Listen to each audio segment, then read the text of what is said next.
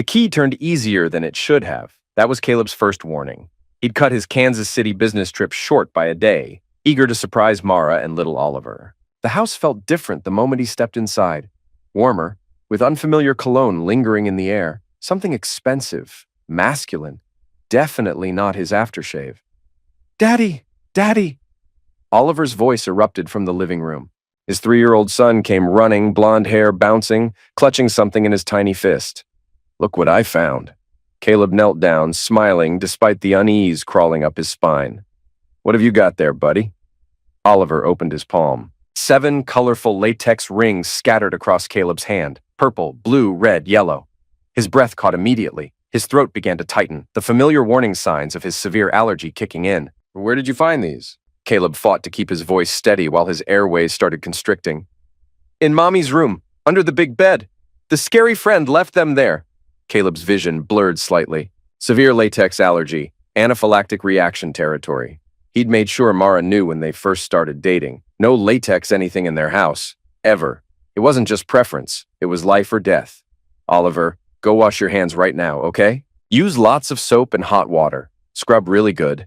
His son skipped toward the bathroom, humming happily. Caleb pocketed the rings and headed upstairs, each step heavier than the last. His hands were already starting to tingle from brief contact. The master bedroom door stood ajar. Inside, everything looked normal except for 2 wine glasses on Mara's nightstand. Red wine stains on both rims, the expensive bottle.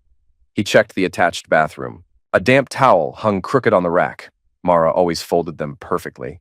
In the wastebasket, tissues with unfamiliar perfume, receipts from restaurants he'd never been to, and something that made his stomach drop. Wrapper from protection. Footsteps on the stairs. Heavy, deliberate. Not Mara's usual quick patter. Caleb quickly closed the bathroom door and pretended to check his reflection in the mirror.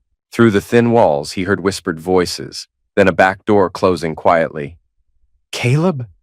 Mara's voice carried false surprise, pitched too high.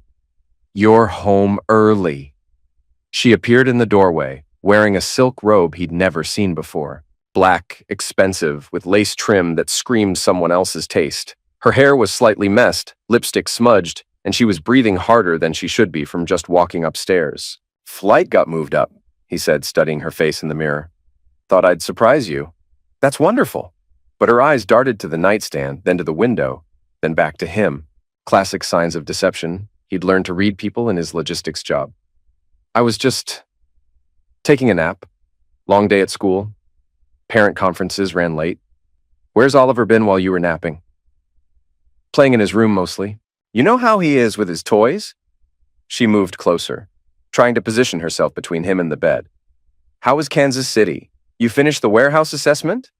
Standard deflection technique. Answer questions with questions. Caleb nodded, noting how she avoided mentioning the scary friend Oliver had referenced. "I'm going to shower off the travel smell. That airplane air always makes me feel grimy." "Good idea. I'll start dinner. Maybe order pizza? I'm too tired to cook." Too tired from what exactly? That night after Mara fell asleep, or pretended to, Caleb lay awake staring at the ceiling. Her breathing was off, shallow like someone pretending to sleep. Once he was sure she was truly out, he slipped from bed and headed to the basement. His workshop held more than just tools. Years in logistics had taught him the value of surveillance, skills companies paid him well for. Now, he'd use them at home. In 2 hours, he'd planted micro cameras in 5 key spots: kitchen, living room, master bedroom, Oliver's playroom, and the main hallway. All fed into a cloud server his coworker Nate had helped him set up months ago, what they'd called a home security project. Turned out, it was more than that. The baby monitor in Oliver's room had backup recording he'd forgotten about. Caleb pulled up the past week's audio and scrubbed through it until he heard something that stopped him cold. Tuesday night, 9:47 p.m. Mara's whispered voice. "He's gone until Thursday. You can come through the back door. Park on the street behind us." A man's voice, deep and confident. "I've been thinking about you all day. Can't wait to feel you again, to taste you." Mara's laugh, breathless and hungry. "Oliver's asleep. We have all night. I told him you were my personal trainer." The man. "This setup won't last forever. He's going to figure it out eventually. Guys like him always do." Mara. "Caleb's predictable. He trusts me completely. Besides, even if he suspected something, he'd never have the spine to do anything about it." He avoids confrontation like it's contagious. Sound of kissing, then movement. The man. What if he comes home early? Mara. He never deviates from his schedule, ever. It's like he's programmed. Besides, I've got him convinced I'm the perfect wife and mother. He'd never believe I could do this to him. Caleb saved the file and stared at the screen until dawn, feeling something cold and methodical settle in his chest. She thought he was predictable, spineless. She was about to learn how wrong she was. Over the next 2 weeks, Caleb became two people. During the day, devoted husband and father, logistics coordinator, soccer dad who never missed Oliver's playdate pickups. At night, digital hunter, gathering evidence with methodical precision that would make a federal investigator proud. The cameras revealed everything, and it was worse than he'd imagined. Ian Halbrook, 6'2", military-bearing, expensive clothes that screamed government contractor money. He moved through Caleb's house like he owned it, drinking from Caleb's glasses, eating from Caleb's plates, sleeping in Caleb's bed. Wednesday evening, camera 3 caught them in the kitchen while Oliver was at daycare. "When are you going to tell him?" Ian asked, pulling Mara against the granite countertop Caleb had installed himself. "Soon? I've already talked to a lawyer about custody arrangements. Rebecca Walsh recommended someone ruthless." "And you think he'll just roll over?" Mara laughed, the sound sharp enough to cut glass. "Caleb avoids confrontation like the plague. He'll be hurt, sure, but he'll want what's best for Oliver. I know exactly how to play this. I've been manipulating him for years." Ian kissed her neck aggressively. "What if he fights for the kid?" "With what? I'm the primary caregiver. I make all the school decisions, handle the medical appointments, do all the real parenting. Caleb just provides the paycheck and plays video games with him on weekends." "And after the divorce?" 50-50 custody at most for him. But I'm documenting his emotional distance and work obsession. My lawyer thinks we can get supervised visits only if we play it right. How? Easy. I tell the court he's been displaying unstable behavior, mood swings, possible drinking problem. I've already started keeping a journal of his concerning incidents. Amazing how normal conversations can sound sinister when you write them down right. Ian's hands roamed over her body. "You're devious. I like that. You haven't seen anything yet. By the time I'm done, he'll be lucky to see Oliver once a month, and he'll be paying me for the privilege of losing his family." Camera 5 in Oliver's playroom captured the most unsettling footage. Lately, Oliver had been drawing pictures of a tall, shadowy figure he called Scary Friend. In every crayon scrawl, the figure stood beside his mother, sometimes holding her hand, sometimes looming over them both. Earlier drawings showed the figure far away, but over time he crept closer. Now he was in the house, in the bedroom, holding Oliver's mother while the boy huddled in the corner. Caleb met Dr. Talia Perez, Oliver's pediatrician and an old college friend, for coffee downtown. She flipped through the drawings laid out between them. "This points to serious anxiety around a threatening male presence," she said, voice low as she studied the pages. "Kids his age can't explain fear clearly, so it comes out like this. He's telling you someone near his mom makes him feel deeply unsafe." "What kind of unsafe?" Caleb hadn't touched his coffee in 20 minutes. "Hard to say without testing, but look at the patterns, how the figure grows larger and more central, how Oliver makes himself smaller. He sees this man as a growing threat, not just to him, but to the bond between him and his mother. Could this affect him long-term? Absolutely. Children who witness adult relationships they can't understand, especially secretive or threatening ones, often develop anxiety disorders, attachment issues, even PTSD. The fact that he's calling this person Scary Friend suggests he knows something is wrong, but can't process what. That evening, while Mara graded papers downstairs, Caleb quietly hacked into her laptop using skills honed tracking supply chain cyber threats. Her browser history laid out the betrayal. Marriage counseling forums, divorce attorneys, articles like How to Prove a Father Unfit. In her files, a draft divorce petition made his stomach turn, page after page painting him as unstable, emotionally, distant, obsessed with work, twisted conversations, flat-out lies designed to ruin him. March 15th, Caleb screamed at Oliver for spilling juice, accused me of undermining him, then stormed out for 3 hours. Complete fiction. On March 15th, Caleb had helped Oliver build a blanket fort, and they'd eaten pizza while watching cartoons. Incident #7, April 2nd. found Caleb drinking alcohol alone in the garage at 2 a.m., muttering about people who don't appreciate what they have. When confronted, he accused me of spying on him. His behavior has become increasingly erratic and concerning. April 2nd, he'd been in the garage organizing tools for exactly 20 minutes before coming inside and going straight to bed. But the real shock was in her email drafts. Messages to Ian discussing their exit strategy. I've been collecting financial records for weeks. He thinks I don't know about that little side hustle, Summit Supply Chain Solutions, but I do. It's pulling in solid money. That, plus the house equity, his 401k, it'll make a generous alimony package. We'll be more than fine once this wraps up. I'm thinking Costa Rica for the honeymoon? Ian hesitated. What about the kid? Isn't that going to complicate things? Oliver will adapt. Kids are tougher than people give them credit for. It might be good for him. He deserves a real man in his life, not someone who hides behind spreadsheets. You could teach him so much. How to be strong, confident, assertive. Things Caleb never could. I like the sound of that. What's the timeline? I file in 6 weeks. By Christmas, we'll be celebrating our new life together. Caleb will be paying for it, and we'll be living it. Caleb's hands shook as he read. They weren't just ending his marriage. They were planning to steal his son, his home, his future, and make him finance their happily ever after. The final surveillance breakthrough came when Caleb discovered Ian had used Mara's school email credentials to access Oliver's daycare portal, downloading the child's schedule, medical information, emergency contacts, even photos from school events. Nate helped trace the digital footprint during their lunch break. This guy's accessing private data through an unauthorized account, he said, reviewing the logs on his laptop.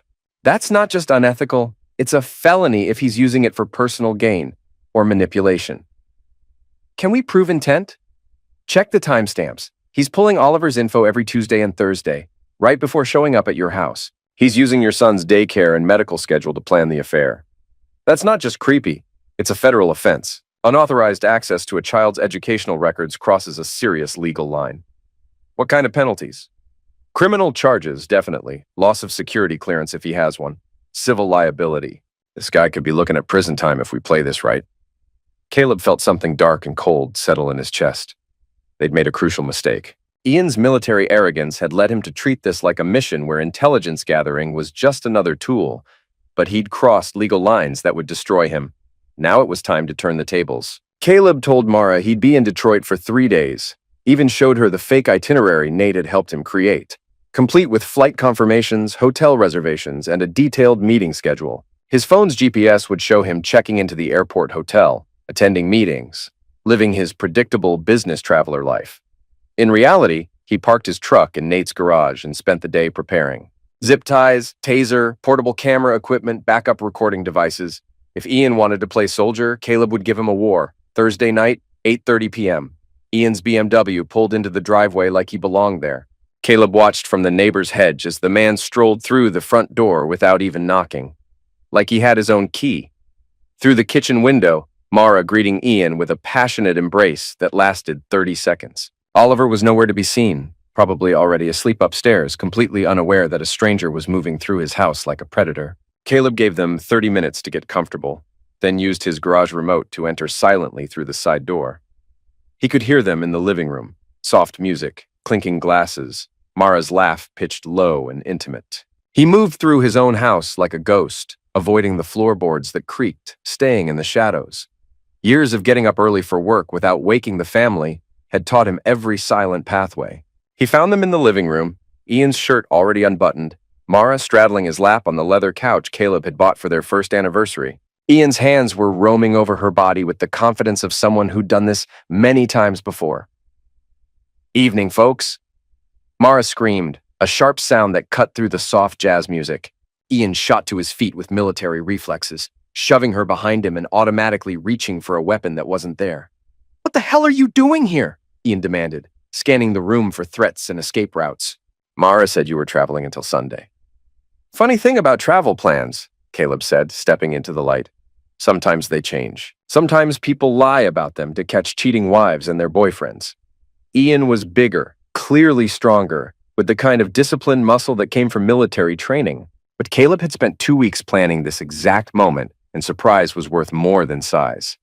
"Look, man, this isn't what you think. Shut up." Caleb's voice cut through Ian's practiced excuse.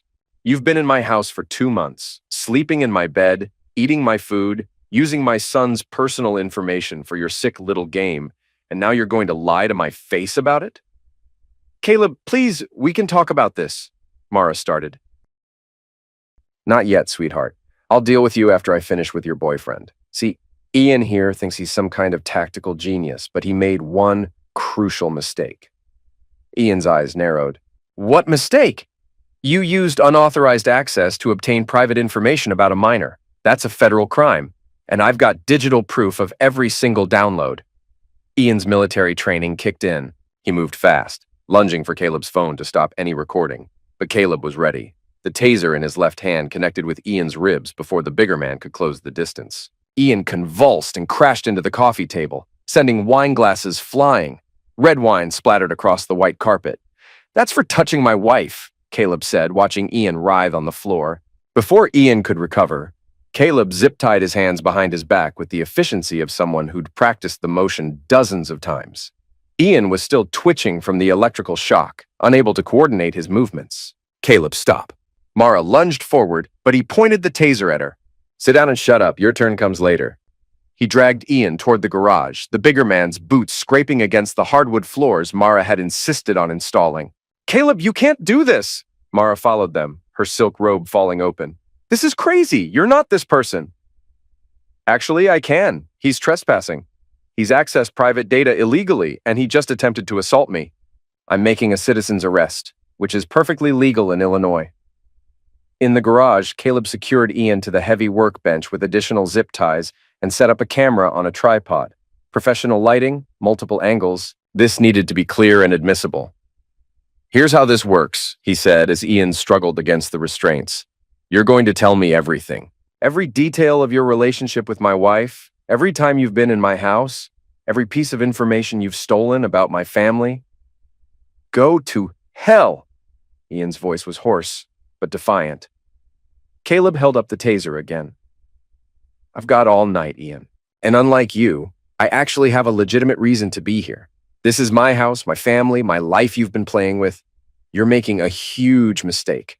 I'm a federal contractor with security clearance. When my company finds out you've assaulted me, when your company finds out you've been using school email systems to access private child data, your clearance will be permanently revoked. When they find out you've been committing adultery with a teacher who gave you those credentials, you'll be lucky to avoid prison. Ian's face went white. You can't prove any of that. Caleb pulled out a tablet and showed him timestamp logs. Every download, every access, every unauthorized entry into my son's private records, plus audio recordings of you discussing the schedule you stole to plan your visits. 20 minutes later, after carefully calibrated applications of pressure and psychology, no physical harm, just relentless presentation of evidence and consequences. Ian broke completely. She said you were weak, he gasped, sweat pouring down his face.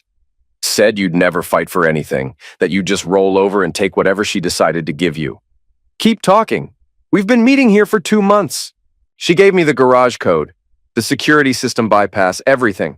I used her school login to check your kid's schedule so we'd know when it was safe. What else? She's planning to take you for everything. The house, the kid, alimony, child support. Her lawyer said with the right evidence about your emotional problems, she could get full custody and maximum financial support. What emotional problems? The ones she's been documenting. Fake incidents, twisted conversations, made up examples of you being unstable around Oliver. She's got a whole journal full of lies designed to make you look like an unfit father. Caleb leaned closer, ensuring the camera caught every word. Say this part clearly for the record. Did you enter my home without permission while my child was present? Yes. Did you access my son's private information through unauthorized computer access? Yes. Did you sleep in my bed with my wife while planning to help her steal my child through false legal accusations? Ian's shoulders sagged in defeat. Yes, all of it. Everything. Did you discuss using your relationship with my wife to gain information about my finances and property for the purpose of maximizing her divorce settlement? Yes. She wanted to know about your consulting business, your retirement accounts, everything. Caleb turned off the camera and began untying Ian. You've got 60 seconds to get out of my house before I call the police and show them this confession. Ian stumbled toward his car, holding his ribs. This isn't over. You piece of... Actually, it is. Check your work email tomorrow. Check your security clearance status. Check your bank account when your company freezes your assets pending the federal investigation. As Ian's BMW disappeared down the street, Caleb uploaded the confession video to multiple cloud servers, then sent anonymous tips to Ian's security company, the Department of Education's Privacy Office, and the FBI's Cybercrime Division. 3 separate federal agencies would be very interested in Ian's unauthorized access to educational records. Inside, Mara was pacing the kitchen, clutching her phone with shaking hands. "You can't prove anything beyond tonight," she said, but her voice lacked conviction. "It's your word against mine about everything else." Caleb pulled out a tablet and showed her 2 weeks of surveillance footage. Her face went white as she watched herself planning his destruction in crystal-clear high definition. "Actually, it's your words. All of them. Recorded in your own voice with timestamps and metadata." She watched herself discussing the fake journal, the custody strategy, the financial planning, her own voice describing him as weak, spineless, predictable. Her laughter when Ian suggested Oliver needed a real man as a father figure.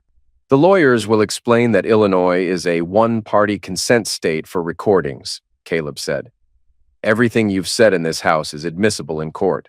Every lie you've planned, every manipulation you've discussed, every scheme you've cooked up to steal my son." Mara sank into a kitchen chair, the fight going out of her. "What do you want?" "I want my son safe from people who would use him as a weapon. I want the truth in court instead of your fabricated stories. And I want you to understand that underestimating me was the biggest mistake of your life." Monday morning, 7:45 a.m. Mara was teaching her first period advanced English class when Caleb walked into Washington High School, carrying a manila envelope and a grim expression. He'd dressed carefully for this moment. Dark suit, professional briefcase. The look of a man conducting serious business. The students and faculty needed to see this wasn't some emotional outburst. This was calculated, legal, and final. He found her classroom and knocked. Through the window, he could see 20 teenagers looking up expectantly from their copies of Macbeth. How fitting. "Mrs. Mercer? You have a visitor." Mara's face flushed deep red when she saw him. Her professional composure cracked instantly.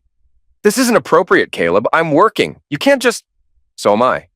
He handed her the envelope in front of her students and colleagues. "Divorce papers, custody petition, emergency restraining order. You're being formally served." The envelope was thick, professional, intimidating. Her hands shook as she took it. "Class dismissed," she whispered to her students. "Go to the library, study hall." But the damage was done. The hallway filled with whispers as Mara's professional reputation cracked in real time. Principal Davies appeared, drawn by the commotion and the cluster of confused teenagers. "What's happening here?" "Just delivering legal documents," Caleb said, his voice carrying clearly down the hallway. "Mrs. Mercer should probably review them promptly. They include some interesting video evidence of her extracurricular activities." That afternoon, Caleb's attorney, Jennifer Walsh, filed for emergency custody based on Mara's reckless endangerment of Oliver by bringing unauthorized individuals into the home and allowing them access to the child's private information. The evidence package was devastating. Surveillance footage, Ian's full confession, proof of the data breach, screenshots of Mara's fabricated divorce preparation, and Dr. Perez's professional assessment of Oliver's trauma indicators. Jennifer was a shark in an expensive suit, recommended by 3 colleagues who'd survived nasty divorces. "This is one of the strongest custody cases I've seen," she told Caleb in her downtown office. "Your wife made every possible mistake. The evidence is overwhelming." "What are we looking at for timeline?" "Emergency hearing Wednesday, full custody hearing within 30 days. With this evidence, I'd be shocked if she gets anything more than supervised visitation."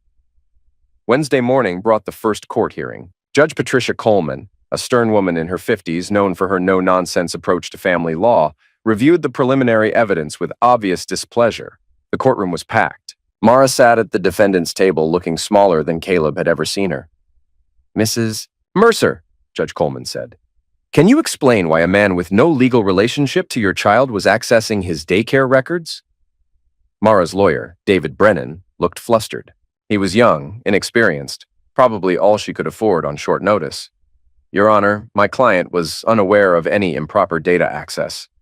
The surveillance footage shows Mrs. Mercer providing this individual with detailed information about the child's schedule and activities. She facilitated the breach. Objection, Your Honor. The surveillance was conducted without my client's knowledge or consent. Overruled. Illinois law permits recording in one's own home with single-party consent. Mr. Mercer was protecting his child and property from unknown threats. Judge Coleman continued reading from the evidence file. Mr. Brennan, does your client deny bringing unauthorized individuals into the marital home while the minor child was present? Brennan whispered frantically with Mara, reviewing the surveillance footage on his laptop. No denial, Your Honor. But the circumstances are more complex than... Does she deny that these individuals had access to the child's private information? The circumstances are more complex than they appear, Your Honor. My client believed... Mr. Brennan, I need yes or no answers. Did your client knowingly allow unauthorized access to this child's private data? Long pause. Whispered consultation. Yes, Your Honor, but without malicious intent. Intent doesn't matter when child welfare is at stake. Judge Coleman's voice hardened. I'm granting temporary full custody to Mr. Mercer pending a complete investigation. Mara's gasp echoed through the courtroom. Furthermore, Mrs. Mercer will have supervised visitation only 2 hours per week, and I'm ordering immediate psychological evaluation for all parties. Outside the courthouse, Mara grabbed Caleb's arm, her professional composure completely shattered. You can't take Oliver from me. I'm his mother. I gave birth to him.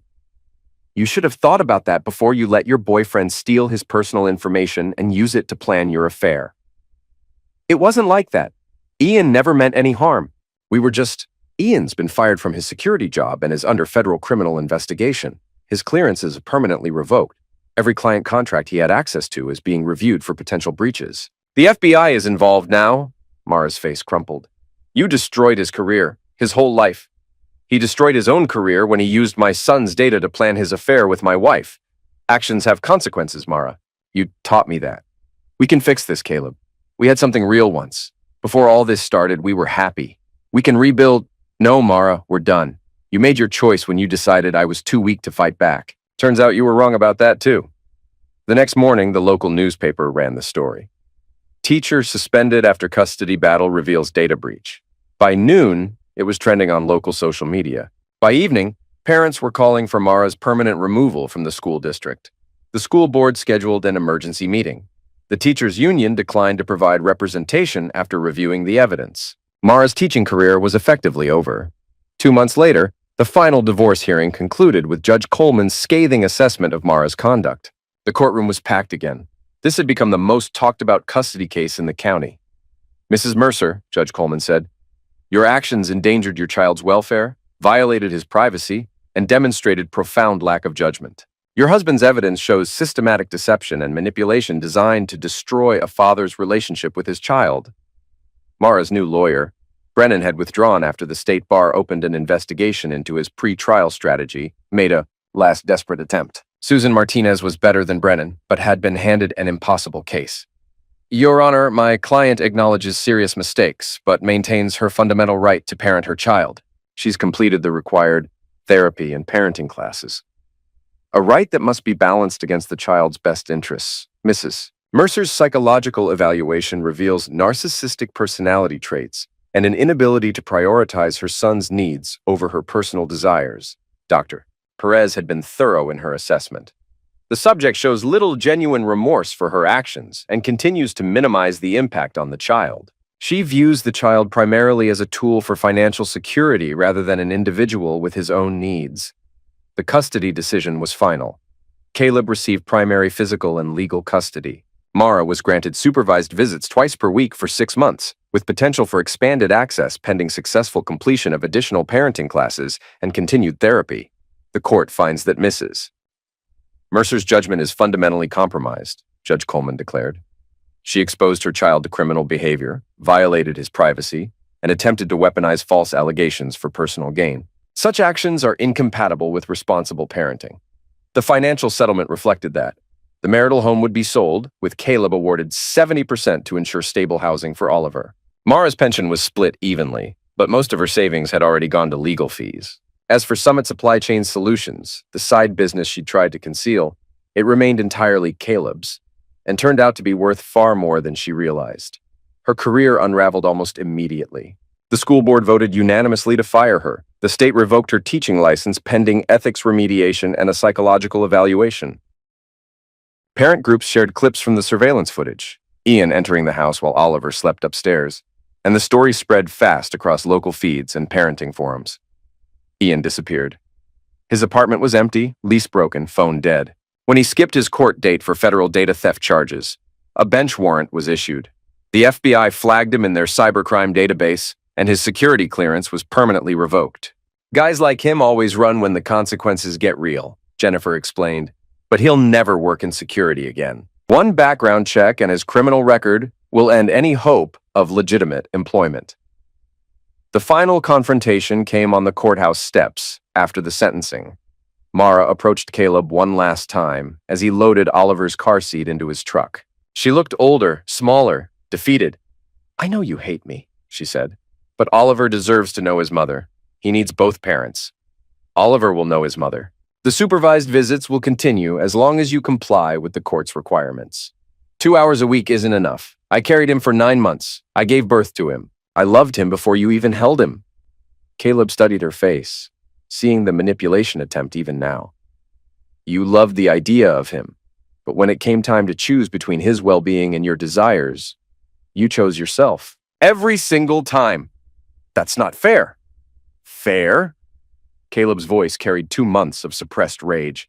"Was it fair to expose our son to a strange man who accessed his private information? Was it fair to plan to steal him from me with fabricated accusations?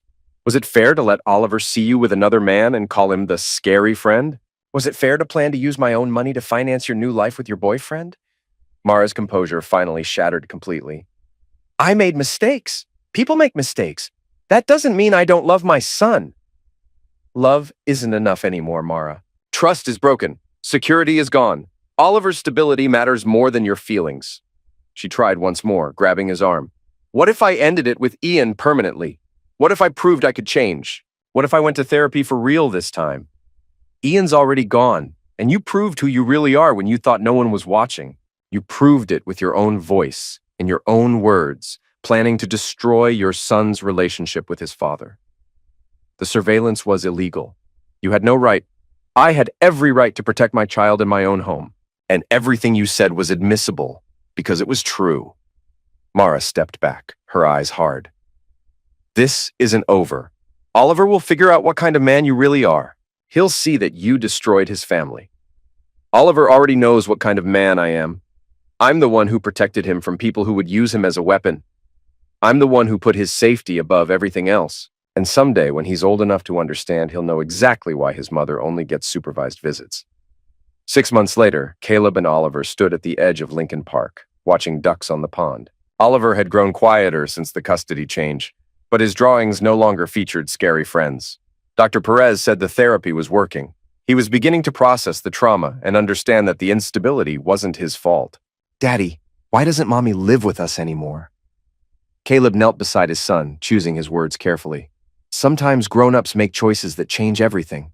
Mommy made some choices that weren't safe for our family. Will she come back?